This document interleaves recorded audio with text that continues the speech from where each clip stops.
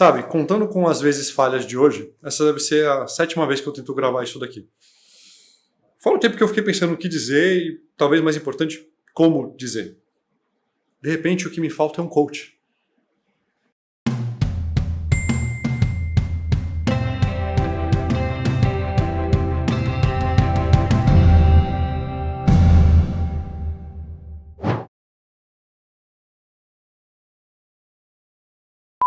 Nesse momento da gravação desse vídeo, a gente tem 72 episódios. Eu não sei quando que eu vou lançar isso daqui, mas pode ser que coisas mudem. De toda forma, fica esse disclaimer. Eu só não vou dar spoiler no episódio de hoje que eu tô gravando, que era no dia 14, porque infelizmente teve um terremoto no Japão e o episódio de hoje foi cancelado.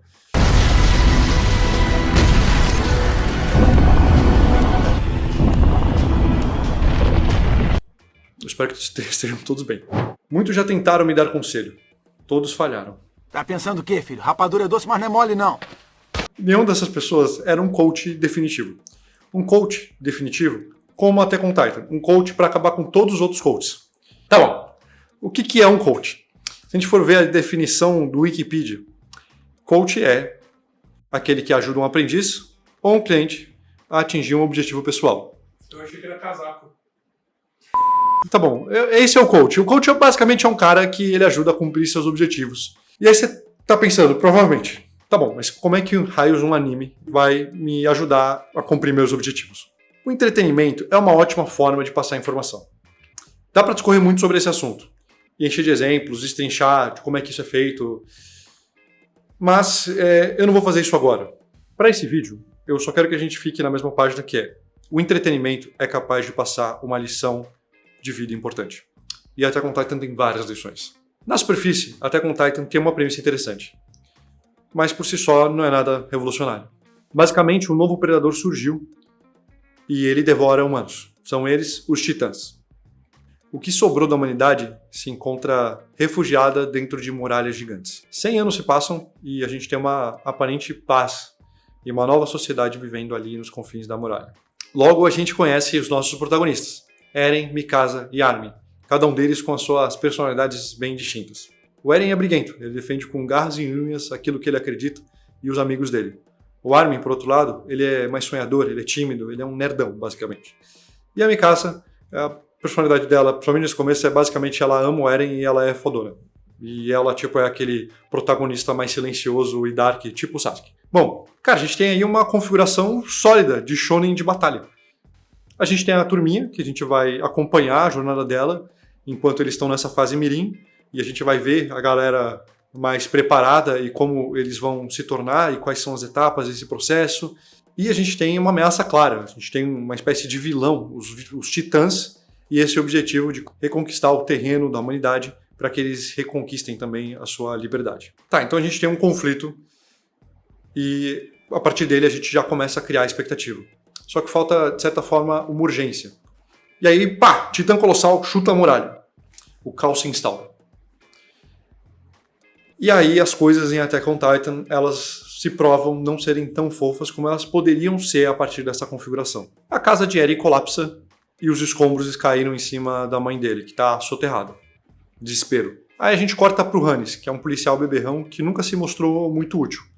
Ele vê aquela situação e ele percebe que aquele é o momento de mostrar o seu valor. Ele saca a espada e ele se direciona em direção a Titã com o objetivo claro de derrotá-la para salvar a mãe dos garotos. Só que quando ele chega lá, ele se depara com aquela monstruosidade, com aquele Titã de 15 metros de altura.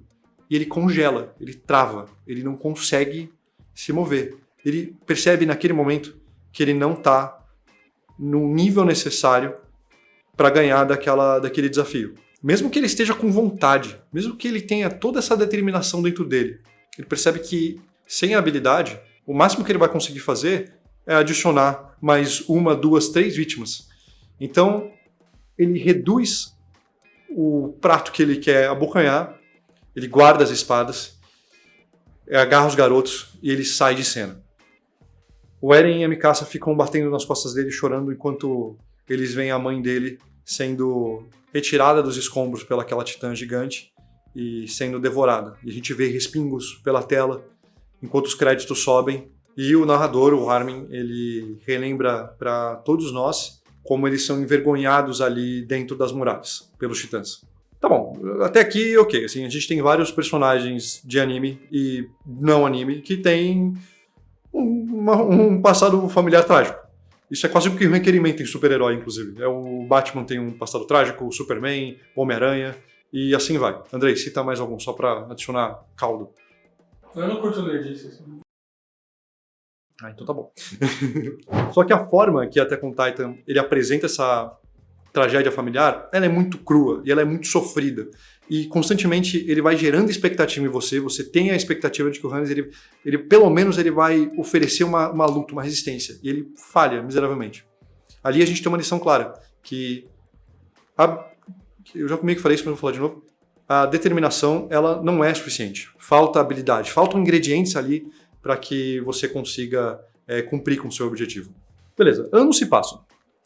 E aí os nossos protagonistas, nossos heróis, eles se tornam scouts. Eles entram no programa militar ali e eles treinam para conseguirem aprender a derrotar os titãs.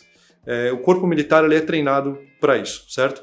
E aí você tem, dentro dessa divisão militar, os scouts, que eles são meio que a patrulha de reconhecimento. Então a missão deles é descobrir mais sobre os titãs para além da muralha, né? Indo nessas jornadas, nessas expedições para além da muralha. E aí o trabalho deles é coletar informação para saber exatamente com o que eles estão enfrentando, porque eles não sabem nada. E muitos do anime veem essa missão de entrar para o time de reconhecimento como uma missão suicida, como uma coisa que você vai dedicar a sua vida para nada, porque até então ninguém conseguiu muita informação sobre os titãs e basicamente eles estão virando comida de titã. Só que não para os nossos heróis. A liberdade, ela é algo precioso demais para você não dedicar a sua vida para conseguir conquistar, certo? Além do mais, eles viram o terror de muito perto. Então, eles sabem aquilo que eles querem impedir. Eles têm esse objetivo muito claro na cabeça deles. Beleza, corta para a Batalha de Troia. A gente tem o Titã Colossal dando uma bica de novo na muralha, e aí chega o Titã encouraçado e ele dá um shoulder bash, assim, um jogo de corpo, e o caos se instaura de novo. A gente tem Titã invadindo ali e a gente tem uma batalha que dura 7 episódios.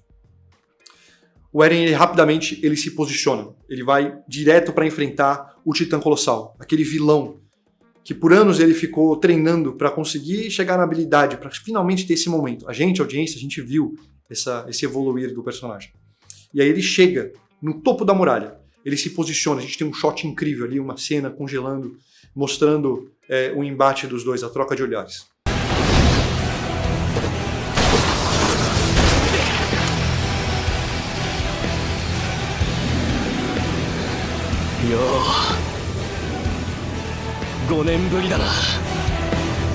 O Eren se posiciona ali atrás, ele vai dar um golpe preciso, ele consegue. Quando ele corta a espada no ar, nada, o Titã simplesmente daquele tamanho todo desapareceu. Não foi agora que o nosso herói ele teve esse momento tão aguardado. Só que a gente já sentiu o gostinho do duelo que está por vir.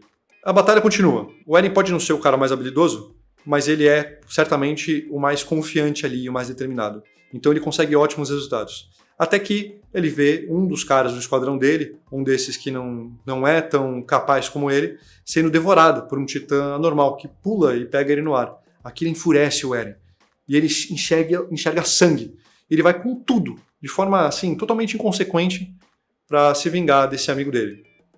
Em outros animes a gente vê esse tipo de comportamento ser recompensado, mas aqui o Eren ele perde a perna, basicamente. E ele fica sangrando, estatelado no telhado. Nessa, o seu amigo, que era um dos protagonistas, o Armin, ele se encontra congelado. Pior do que o Hannes, ele não consegue nem quebrar essa trava psicológica e ele fica parado para virar a comida de titã. E quando o titã está lá prestes a pegar ele, o Eren, num último ato heróico, tira ele da boca do titã, que está prestes a engolir ele, e joga o Armin. O titã fecha a boca, o braço do Eren voa e ele é engolido.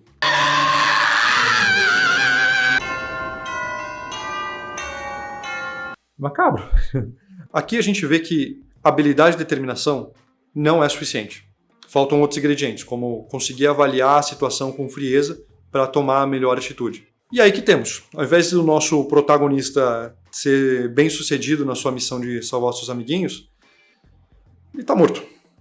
Então, ele meio que volta como um titã raivoso socando outros titãs e é bem satisfatório.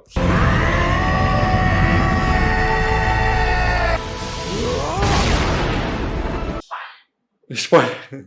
Cara, se Attack on Titan tivesse parado por aí, se ele tivesse levado mais alguns episódios pra finalmente dar o poder especial pro seu protagonista, por exemplo, a raposa pro Naruto, estaria tudo bem, é o Eren com o Titã. E aí a gente teria esse setup que demorou mais um tempo ali pra ser construído, mas foi satisfatório, pareceu que foi um negócio que foi merecido, e estaria bom. Se Attack on Titan parasse por ali de inovar, estaria bem.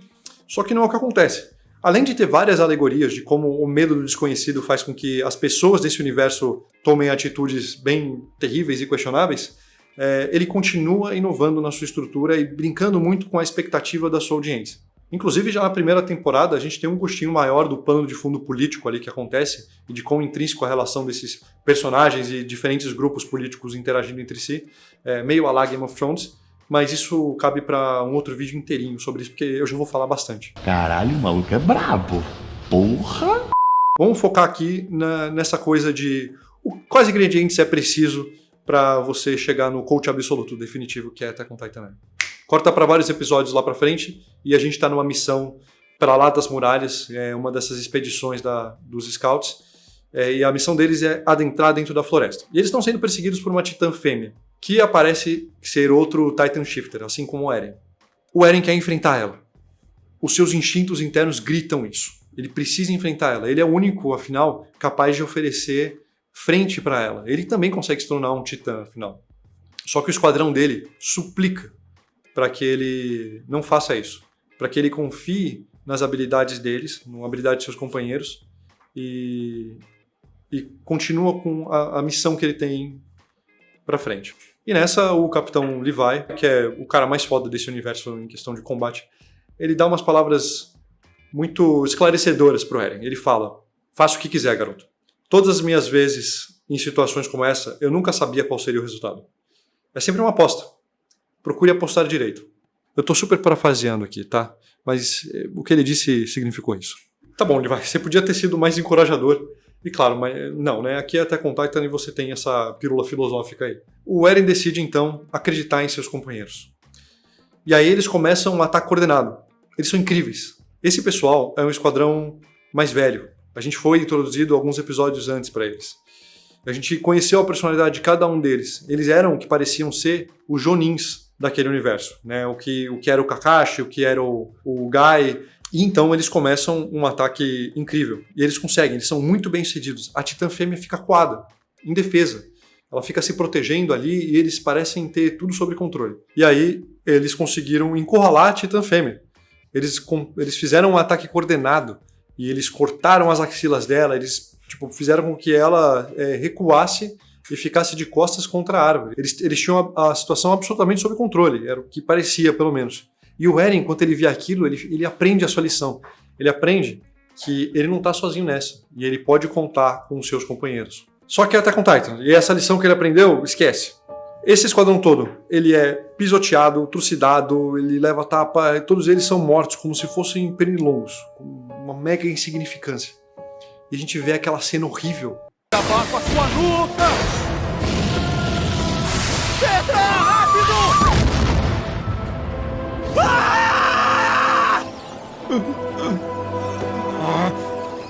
Morra! Espadas não entraram.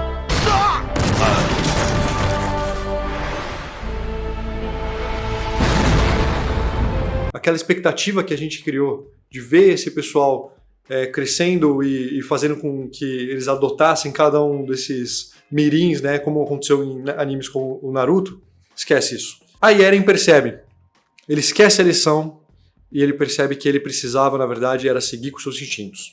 Como ele vai disse, não tinha como saber o resultado final até as coisas terem de fato acontecido. Seja confiando em você mesmo ou nas escolhas que seus colegas fizerem, não tem como saber no que vai dar. Então, ele percebe que ele deveria ter seguido seus instintos e ele se transforma no Titã. numa cena extremamente empolgante. Ele começa bem a briga. A Titã Fêmea tá meio cansada, ele consegue o melhor no começo da luta. E o Eren tá cego de ódio, de raiva. E a sua determinação pura e força certamente serão capazes de vencer a Titã Fêmea, né?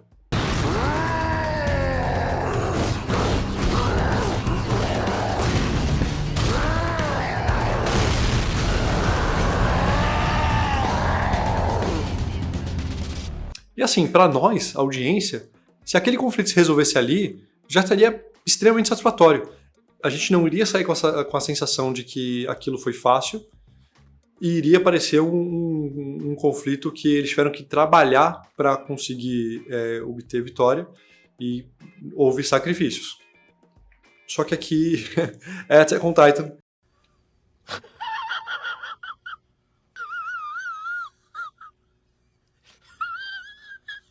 Pois é, você vê, as coisas em Attack on Titan, elas se sentem curiosamente...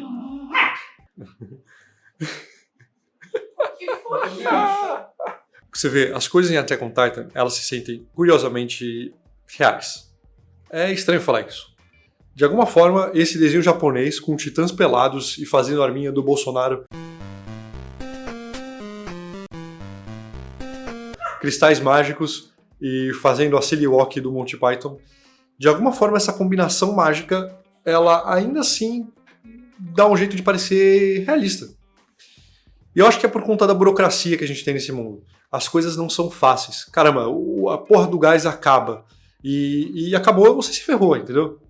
A gente tem personagem que se suicida porque é melhor do que serem devorados pelos titãs. Você fez uma decisão errada, ficou parado demais, se moveu demais, você errou, morreu. E a sensação é de que nossos protagonistas eles também estão suscetíveis a essas regras. Eu tô focando muito na primeira temporada para mostrar como é que o Eren ele era e como é que ele está agora na quarta temporada e aparentemente a temporada final. Você vê, aqui a gente aprende que determinação, habilidade, companheirismo e instintos, eles ainda não são a receita mágica para você conseguir obter o seu sucesso. Eu protegerei todo mundo!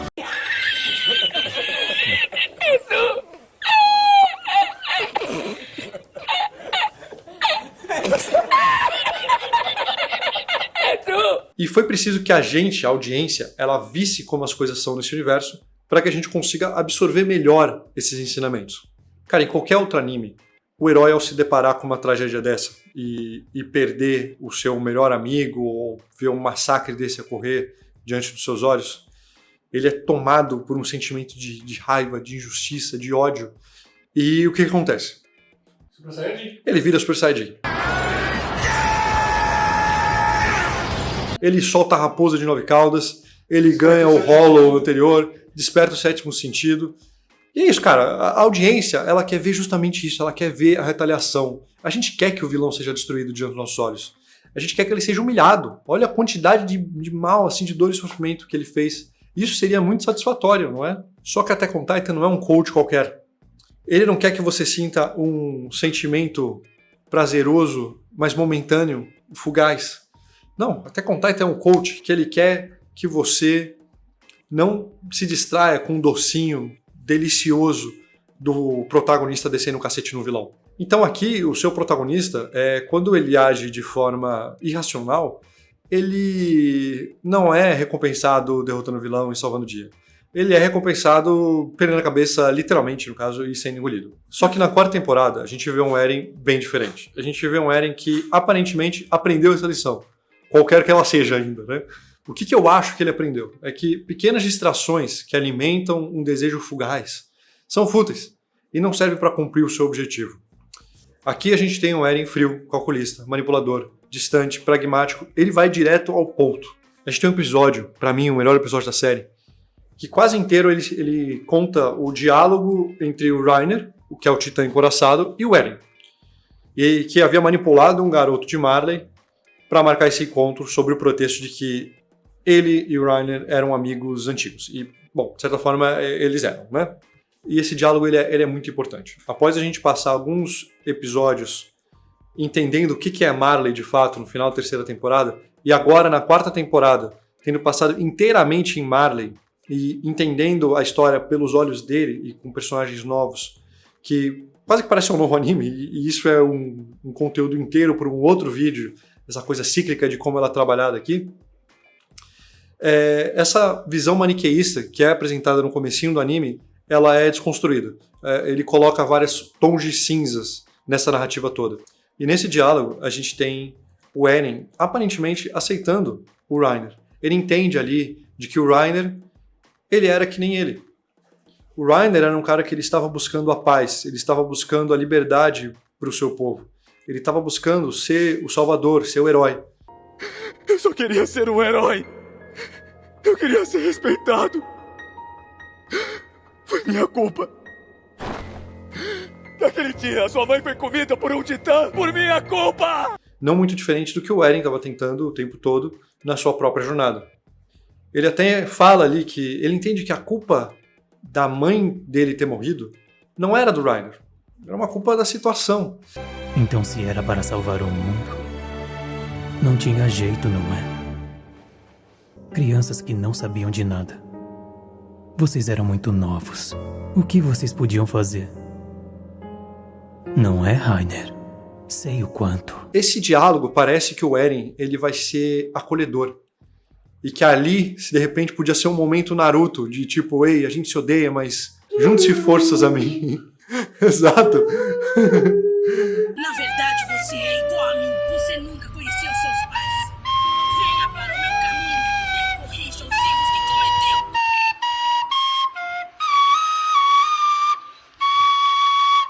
Essa música ia tocar e ia dar tudo certo. O Reiner, tipo, ia levar o Eren de volta e todo mundo ia ficar feliz. Cara, o Reiner, ele tá no chão, ajoelhado, chorando. Ele sente culpa. Você tem até dó dele nesse momento. Os dois são vítimas dessa guerra. Era pra ser um momento potencialmente doce entre esses dois personagens que eram amigos e se tornaram inimigos mortais por conta das circunstâncias. E agora eles conseguem entender melhor um ao outro. Só que aqui é Attack on Titan.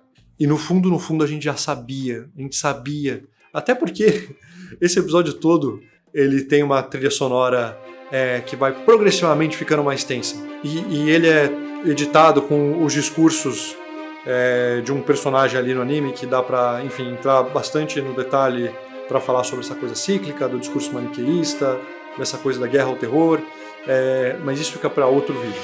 O fato é que a gente sentia que ali não ia vir um abraço. Mas tem uma frase que faz com que a gente entenda a lição que o Eren custou tanto pra aprender, que é, eu vou seguir em frente. Eu vou continuar seguindo em frente. Até destruir meus inimigos.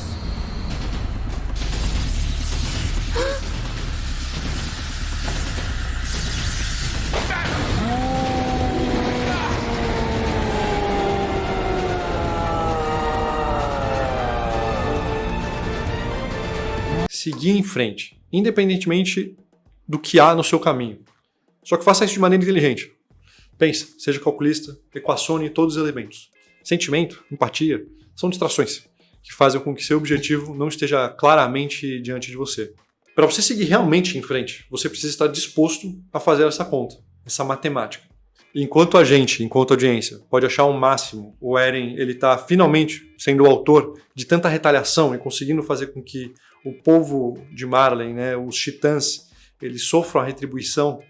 Isso pode ser muito satisfatório para a gente, a audiência sedenta por, enfim, esse momento épico, por esse momento badass, esse conflito de ação. Só que para as pessoas ao redor do Eren, as pessoas que ele tanto amava, que ele tinha tanto zelo por elas, ele agora estava sendo visto como um estranho. Elas têm medo, receio, elas mantêm distância entre eles. Elas até se questionam se aquele é o mesmo Eren que tanto se importava com eles há um tempo atrás. Você vê, a verdadeira determinação, ela é implacável, mas ela tem um custo. Seria esse um custo que você estaria disposto a pagar? Tipo, olha ao seu redor. Considere quem você ama. Seu namorado, namorada, seus amigos, sua família. Cara, você estaria disposto a sacrificar a sua relação com eles pelo que você quer? E pior, lembrando, que é Attack on Titan. Então você não tem garantia de que você vai receber algo em troca. Não é como naquele filme zoado do Rei Arthur, que o vilão Jude Law ele tem um armário cheio de entes queridos, assim, que toda vez que ele precisa de um boost de poder, ele vai lá, sacrifica, chora um pouquinho e ele fica mais poderoso. Cara, não. Aqui as coisas, elas não são certas. Esse sacrifício que o Eren faz, ele fica extremamente questionável porque ele tem esse caráter de aposta. Isso faz com que você não tenha um sacrifício. De repente, isso pode ser a troco de nada. A troco de quê? Eu não vi, eu não estou acompanhando o mangá, então eu não sei se o sacrifício que ele está sendo feito, que tem custo, que tem dor e sofrimento, tem distanciamento, se ele vai ser recompensado. E lembrando até a frase do Levi, né? Que é: o resultado você não sabe até acontecer. Não importa quão fodão você é. Isso apenas te ajuda a ter um palpite mais educado, mais certeiro. Só que ainda assim é uma aposta. Ainda assim, considerando todas essas coisas, você faria esse sacrifício? O único jeito de vencer é lutando. Lute. Lute. Lute. Então aqui não basta determinação, não basta habilidade, não basta companheirismo ou seguir seus instintos, ou mesmo ser inteligente conseguir avaliar. Você precisa seguir em frente. Você precisa seguir com a sua avaliação e com tudo aquilo que você colocou. E precisa ser capaz também de executar. Não importa se isso vai fazer com que você tropece nos calos e da empatia de outras pessoas. É como se o Eren ele finalmente tivesse aprendido aquilo que o Armin falou pra ele lá na primeira temporada, quando ele estava tendo que enfrentar a Annie e ele estava travando. Eu vou de novo parafrasear porque esse sou eu. Mas o Armin fala algo como: se você esperar até ter 100% da informação até tomar sua decisão, você nunca vai tomar decisão alguma.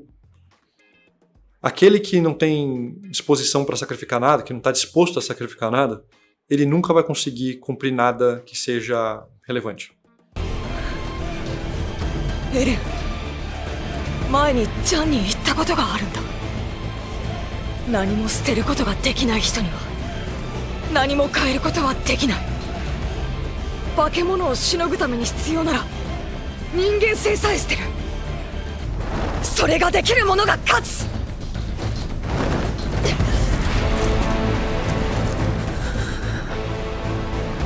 Então a gente vê finalmente o Eren aprendendo essa lição. Ele entendeu o que era de fato essa determinação que era precisa para você seguir em frente. É uma determinação que há sacrifícios. De repente, Sasageyo não é uma frase tão romântica, né? O que é Sasageyo?